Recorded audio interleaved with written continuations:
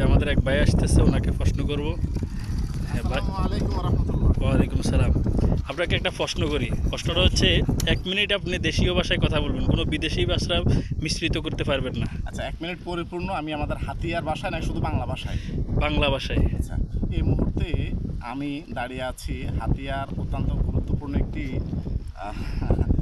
পর্যটন এলাকা, যেটির নাম হচ্ছে রহমত বাজার পর্যটন কেন্দ্র। এটি হাতিয়া উপজেলার 9 নং গুরেশ্বর ইউনিয়নের 6 নং ওয়ার্ডে অবস্থিত। এখানে অত্যন্ত মনোরম একটা পরিবেশ, অত্যন্ত সুন্দর একটি পরিবেশ। মানুষ যখন বিষণ্ণতায় ভোগে, মানুষ যখন টেনশনে থাকে বা মন খারাপ থাকে, তখন এমন নয়নাবিরাম ভালো পরিবেশে আসলে মন ভালো হয়ে যায়। এদিকে বিশাল বড় একটা সমুদ্র সৈকত দেখতে পাচ্ছেন, নৌকাও যাচ্ছে। এখানে অনেক বড় একটা খোলা জায়গা আছে, এদিকে বনায়ন আছে। এখানে পর্যটকদের সকল ব্যবস্থাপনা, সুন্দর ব্যবস্থাপনা আছে। সবচেয়ে যে বিষয়টা খুব সুন্দর এবং ভালো লাগে সেটা হচ্ছে এখানে একটা মসজিদ আছে পর্যটকদের জন্য, যেন নামাজ পড়তে পারে, দোকানপাট থেকে শুরু করে সেগুলো ঠিকঠাক আছে।